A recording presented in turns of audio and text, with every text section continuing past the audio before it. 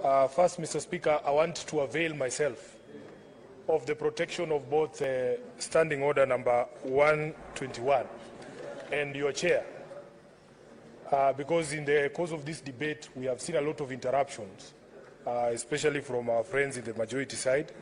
I don't think that there was an intention on their part to allow us to debate this particular speech. Mr. Speaker, having Senator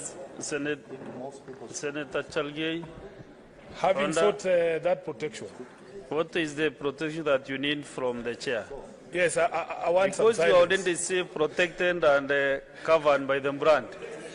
So what else do you need from Yes, me? I want to avail myself of that protection because of what we have seen in previous debates. But allow me to continue, Mr. Speaker. That in fact, as has been noted because you're eating into your time, Senator Sifuna. Has been noted by our colleagues who have gone before me in this debate. We have come from a very acrimonious election, Mr. Speaker. And the result of that election shows you that, in fact, the country is very evenly divided amongst the various political formations in the country.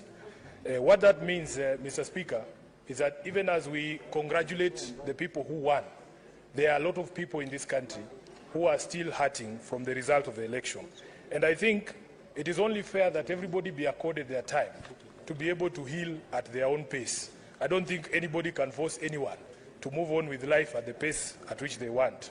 So it is that particular point that I want to start with by addressing those of us who did not vote for the current president or the current government. I want to make it clear, Mr. Speaker, that there is nothing wrong with us. There is nothing wrong with anyone who supported Raila Odinga. There is nothing wrong with anyone who voted for Baba or for the coalition called Azimio. And we know what people are going through at the moment. I want to tell them that even this will come to pass. There are more than enough moments that Baba has been vindicated, and this is not going to be any different. Having said that, Mr. Speaker, I want to pick up from where the President was speaking about this election. And in my view, as a senator, is that they say with great power comes great responsibility. If we want this country to move on faster, I think the responsibility is greater on those who are calling themselves the victors than those who did not win this particular election. So when the President comes to address the nation or to speak to parliamentarians the way he gave his first address, it is our request, our expectation, that the President will demonstrate some magnanimity and some grace, and remember that the election now is behind us, Mr. Speaker.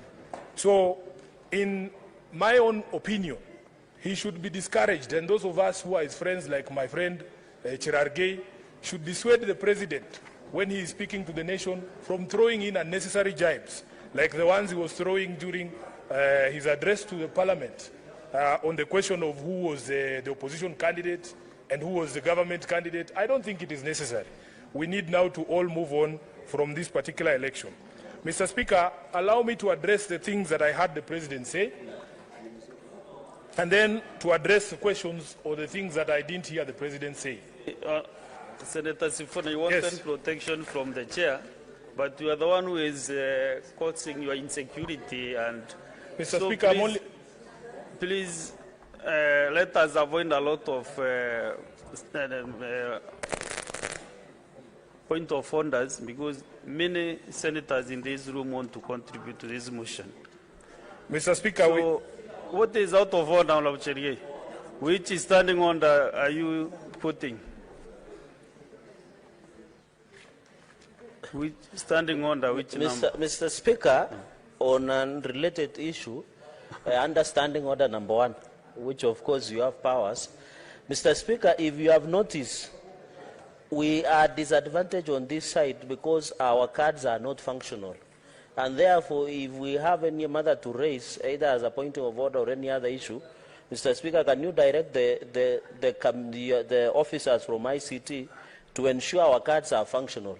Because the way Senator Sifuna is going, we might need some necessary and important interventions at some point. I thank you, Mr. Speaker. So, Senator Cherargei, anytime you want to raise any issue, just catch the Speaker's eye and you'll be given that opportunity. No, wake up, stand, put hands up, raise up from the seat, All those are acceptable. Traditional methods.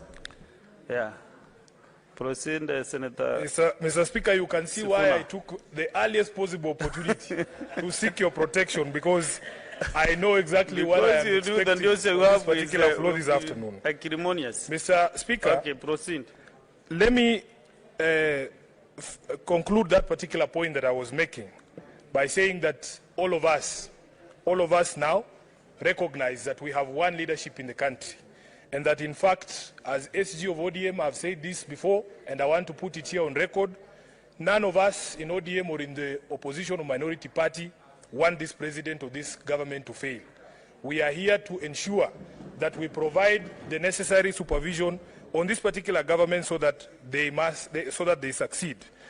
So, Mr. Speaker, first let me join hands or join the president in congratulating all the women, the extra women who are able to be elected as members of parliament in the individual constituencies.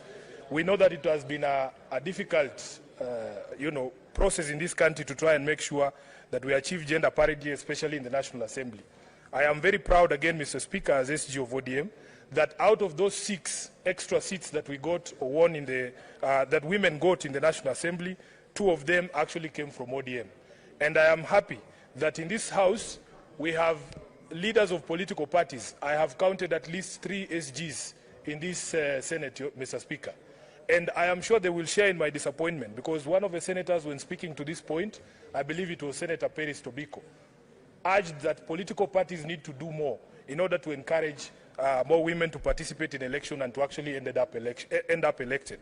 But I am sure the SGs in this House can share in my experience that in fact, if we do not relook at the entire architecture of how people get elected to individual posts, then it is going to be very difficult for us to be able to achieve the gender parity that we are looking for. This first past the post system, Mr. Speaker, simply does not work if you wanted to achieve gender parity in the Houses of Parliament. So I am hoping that even as people continue to ask political parties to do more, we can have a relook at the entire architecture so that we don't just blame political parties for not doing enough to have women elected.